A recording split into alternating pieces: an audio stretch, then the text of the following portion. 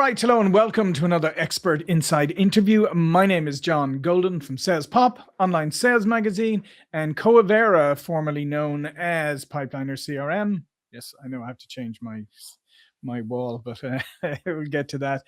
Joining as usual from sunny San Diego, and today I'm delighted to be joined by Padley, who is up in Denver, Colorado. How are you doing, Anne? Hey, good. Fantastic to be here. Thanks, John. Yeah. Being in San Diego, like almost at the very bottom near the border, I just refer to everything as up in Colorado. Yeah, that's fair. I'll take it. We don't always get that, so I'll take it. And you're the senior partner at Untapped Pricing and co-author of the Pricing Sprint, 12 Steps to Unlock the Power of Pricing.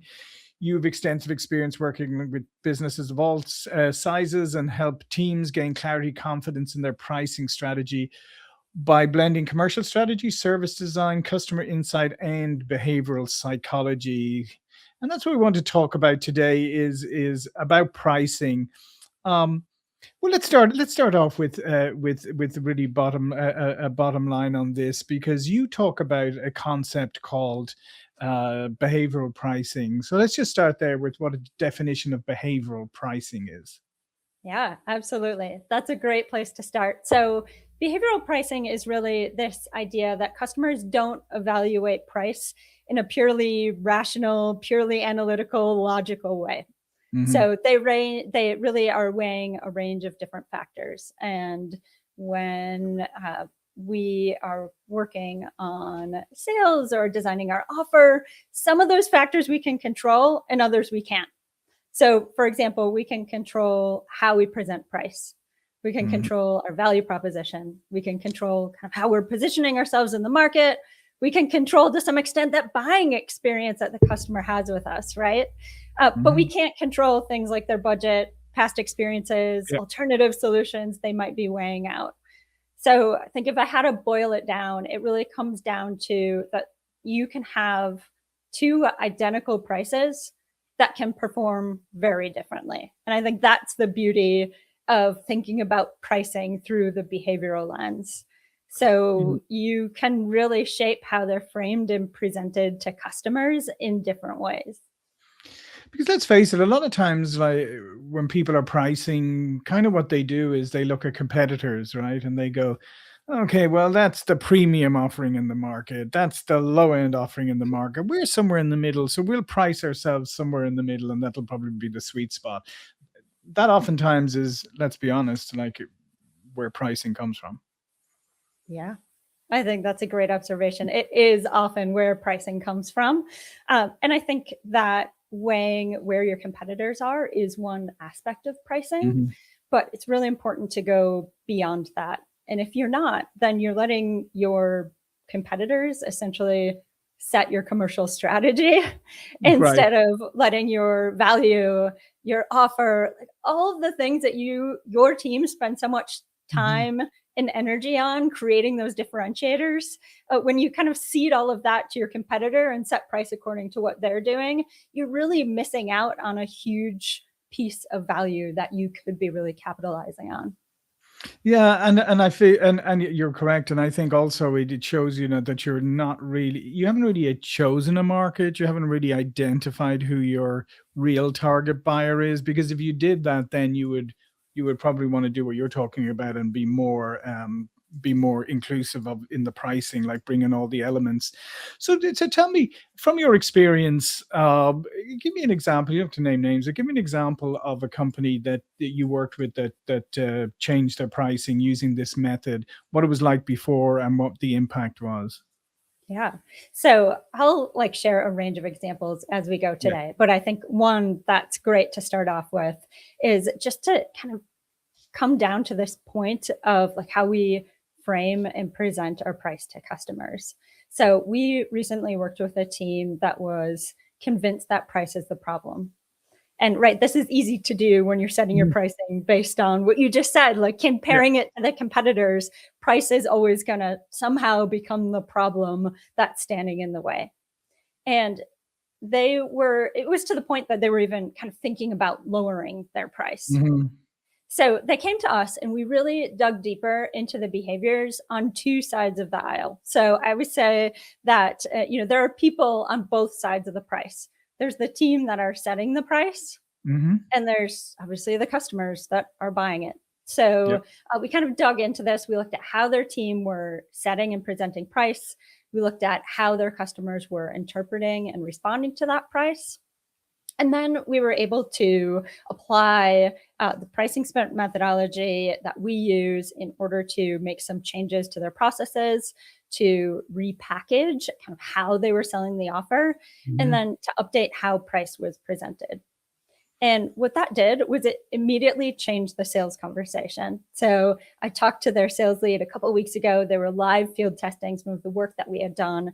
And they said, previously we would get to a certain point and we would just lose the customers. They were getting ghosted a lot. So they would share the price and then they wouldn't hear back. And this has really continued their sales cycle. So now they present 3 clear options to customers. And those customers have something to respond to talk about. It's making the sales, it's extending that kind of sales conversation and helping them close more sales. Right. And in that instance, then it's like offering options, but not offering too many options, right? But offering options because people like options.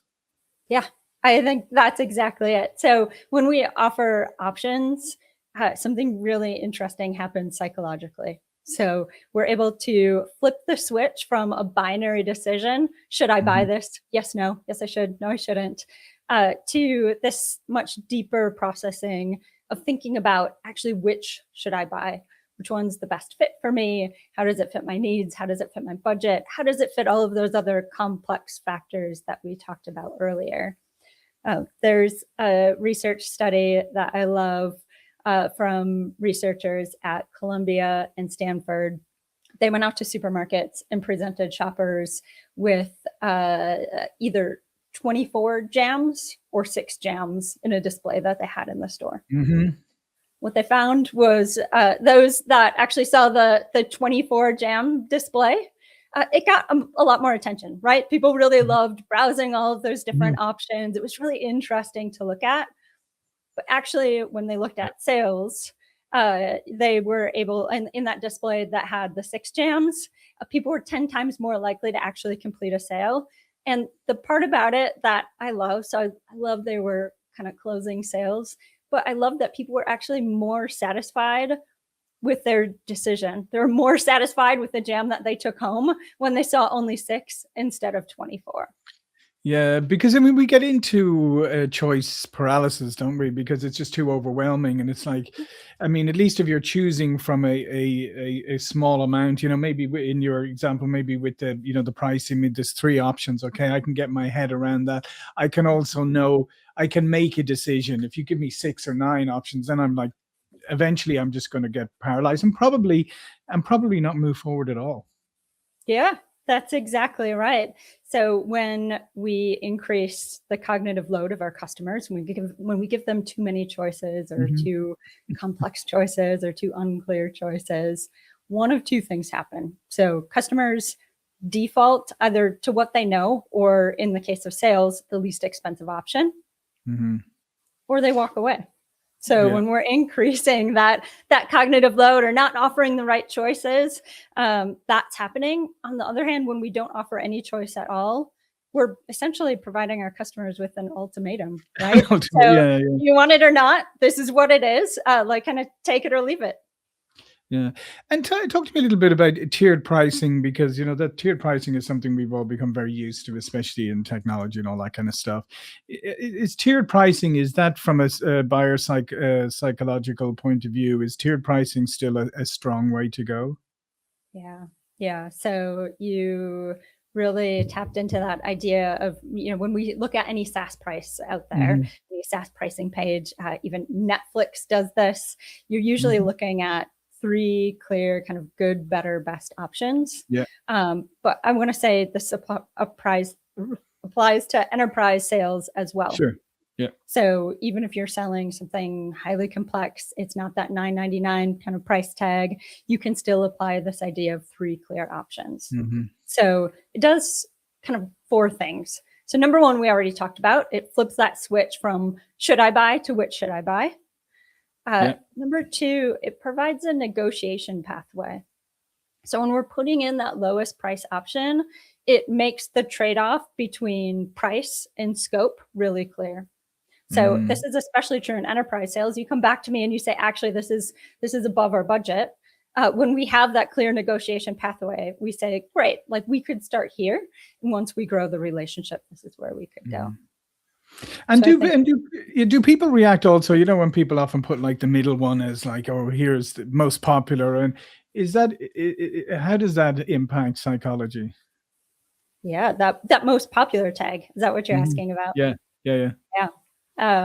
So it actually has a really powerful effect. So we sometimes kind of have this crowd mentality, and we use what other people are doing in order to shortcut our own decision making. So when we see that, you know, this is the best fit for me, or it's the most popular, that really plays a kind of high cognitive load, drawing us to a particular choice. Now, I will say I've seen that the shadow side of that. So when your 3 tiers are like for small businesses, for medium businesses, and for large businesses, and then you put that bestseller tag on the 4 medium-sized businesses, you're anchoring them on the size of the business instead of a set of variables that they can actually choose between. Yeah, no, absolutely. And it always seems to me like companies tend to do the middle one for some reason. I don't know whether that's one thing that I've always wondered about, you know, why, you know, if you have 3 tiers and they are all for the same type of customer, it's just dependent on the feature set or whatever you get. If you put the middle one as the most popular, what impact are you having on the bigger one, you know, the highest tier, the tier that you probably really want everybody on? Yeah. So I think this is a great question. And it's actually, I feel like the answer we all learned as children, but need to relearn as adults. So it's called the Goldilocks effect. So, you know, when Goldilocks went in, you know, there was porridge that was too hot, there's porridge that was too cold, and there's porridge that was just right. But she kind of needed to get through the other two to know that the porridge she had in front of her was just right. That middle tier works much the same way. So from a sales perspective, we're showing that negotiation pathway down, we already talked about. We're showing a kind of upsell pathway up. So if you want to expand your relationship with us, this is where you could go. And then I think there's that piece about why do people select that middle one? So often we see companies actually using the highest tier. It may be the one they want people to select, but it may also be performing this kind of anchoring, this kind of cognitively, you're anchoring them on this higher price, which automatically makes the lower price look even lower than it would have if you weren't. So there's like a fantastic study about looking at price anchoring techniques, and actually you can put any high number in front of your price, and it kind of has that same anchoring technique that happens to your price. So you could say, you know, 50 million people love our product. Right. And suddenly your $19.99 price tag for that one SaaS tier looks a lot less expensive. Oh yeah, that's interesting. Yeah. And you talk about, you emphasize like building like testing and learning, test and learn. Some people would find, you know, say like, oh, well, you know, shouldn't we be very careful about like how often we change pricing or how often we present or do anything like this, that we need to, you know, leave it for a significant period of time once we make those changes? What do you say to that? Yeah. So should you be cautious about changing your price too often? Like, yes, like listen to that intuition, pay attention. That said, you know, I think there are companies that are changing their price a lot. I haven't independently verified this, but I just saw a LinkedIn post before I joined you that said that Claude changed their pricing like 5 times already in the last year or something like that. So companies are changing it a lot. I've also worked with companies that haven't changed their price in 10 years. That means they're not accounting for inflation or about a million other reasons why their costs have increased, and it's really impacting their margin. So I think when we talk about test and learn, it's not about going rogue and saying, what the heck, we'll see what happens. But it's setting up a really controlled environment where you can test rapidly and you can really de-risk the choices that you're making. And I think that's where the magic is when we talk about test and learn. So how do you set up kind of controlled live experiments using A/B testing to learn rapidly if you're in an environment where you have a lot of data, where you're selling online and like that A/B test works for you. If you're in an enterprise sales environment, how do you actually look at doing some field tests with customers, or maybe before that, you're going out and doing some customer interviews, which can be really impactful as well. So tell me about that, because that's an interesting part. How do you go about getting feedback from customers about your pricing without coming off as if like you're not sure about your own price? I mean, because if I'm on the receiving end of that as a customer and you start asking me a lot of questions about pricing, how do I feel about it and everything, my probably natural instinct is to think, not that confident in the pricing, or maybe I would probably think, oh, maybe I can get a discount here. Yeah. So we get that question from businesses that we work with all the time. And like, it's a perfectly natural instinct, but what we actually find happens is, if you, Don, were to say, actually, Anna, I'd like you to go out, test this pricing model with 5 of my customers. Like, I've already set up interviews, go out and meet with them. The first one's on Monday. What we actually find happens is that your customers are really pleased to be able to share their perspective. They're often not asked, and they often have something about the product or about the service that they want to be able to share, because if they're really invested in using your product or service, they want it to continue to improve. So I think the trick is kind of twofold. I would not start that interview by asking your customer, like, hey, here's a new pricing model, what do you think? So that's probably not going to go very well. But I do start the interview without showing them anything. Like, I'm not seeding anything that I'm bringing. I'm starting the interview by saying, like, hey, you've been working with John for the last 10 years. Like, tell me a bit about your experience. So I'm understanding where they're at. I'm understanding their needs. I'm understanding how they perceive the value of the offer. So we're really building this great foundation. It's making them comfortable in the conversation as well. They know that it's safe. And then kind of halfway through the interview, we start to say, like, hey, we've been working on some things. We'd love to show you and get your opinion. And again, who doesn't love giving their opinion, right?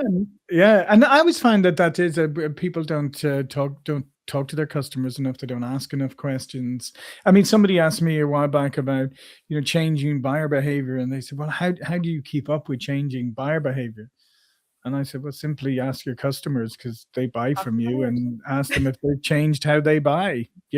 Ask anybody saying, how do you buy today? I mean, it's a simple question. And as you said, most people will be more than happy to give you input.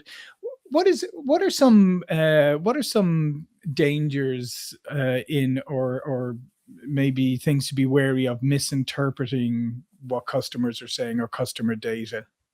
Yeah. So I think human bias is always one, right? So I'm a huge advocate of, when you're doing certain types of customer research, that you actually are bringing in a third party. So if I spend every single day, sometimes maybe even nights and weekends, like pouring my heart and soul into a product that I've been building, it's going to be really hard to sit on the interview and hear somebody say that it's great, except for these 3 things. Yeah. It's also going to be really hard for them to like hear what they have to say about your pricing and what they might be willing to pay and what they might not be willing to pay. Yeah, it's like you're calling, exactly. You're going to have your baby critiqued. Exactly. That's exactly it, right? Like nobody wants to hear their baby's ugly, right? So yeah, no, absolutely. I mean, I think that's really interesting, and I think that is a hard thing to do, is to take that feedback.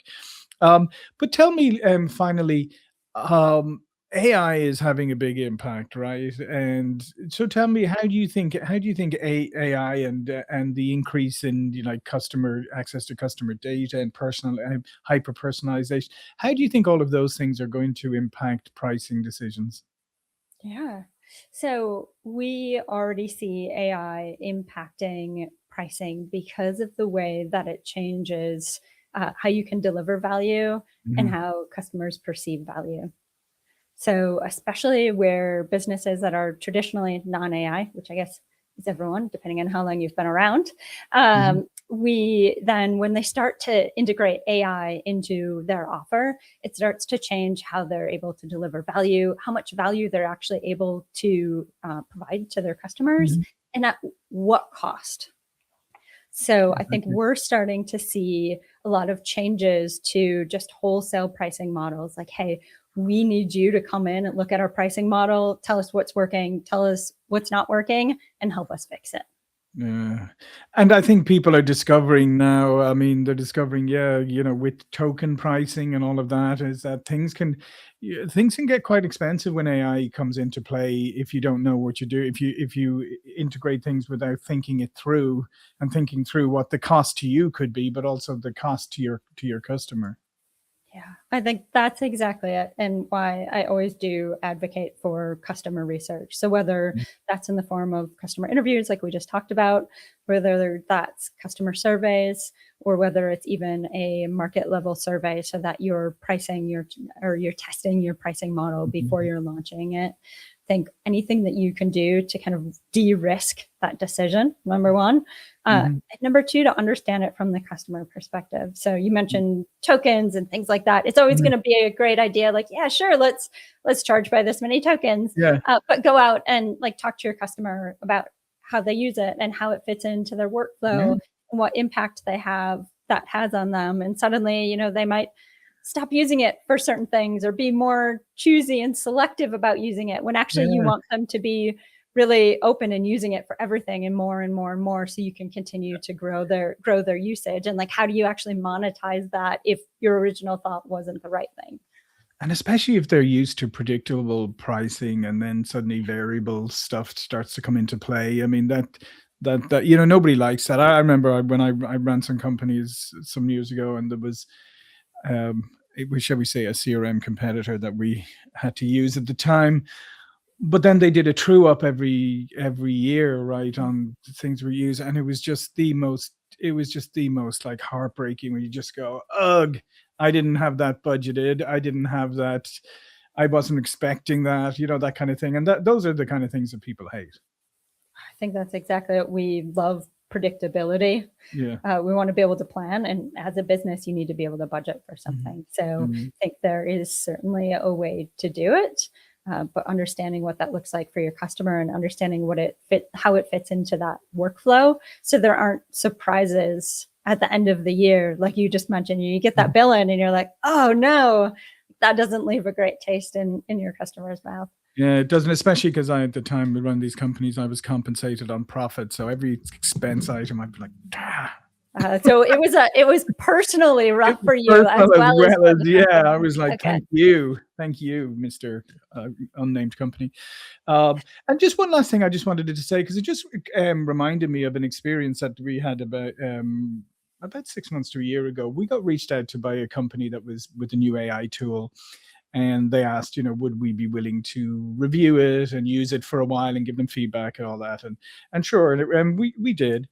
And and then, like, after 3 or 6 months, I can't remember what it is, they said, okay, that pilot's over, now we're going to move into, are you ready to pay for it? And I've said, well, how much? And they gave us the figure, and I was like, are you mad? And I literally had to say to I said, "Your pricing is so out of whack." I said, "You're never going to get this pricing." And they said, "He's got to go, well, other people have said, that they'll pay this for it." And I'm saying they won't. But listen, knock yourself out. I said, "I'm not paying that amount for it, so we'll disengage now." But it was really interesting because it got very defensive, and so immediately said, "Well, other people that we've been in this program have said that they would pay for it, would pay this amount for it," and the amount was so out of whack with similar tools. It was crazy. So I've had that same experience, and I think it's great you gave them that feedback. And it probably means that maybe you weren't their target customer, right? If they are getting customers to pay that, then yeah, I have. Right, like hone in Yeah. on that segment of your customer, because that's where you're going to get the highest revenue, right? Yeah. So it could be that. I think we more often see teams who actually lack confidence in their pricing that come in with an apologetic mindset. Right. Yeah. So like, oh, it's a lot, but I'm sure we've all like listened to those sales conversations or been on one side or the other.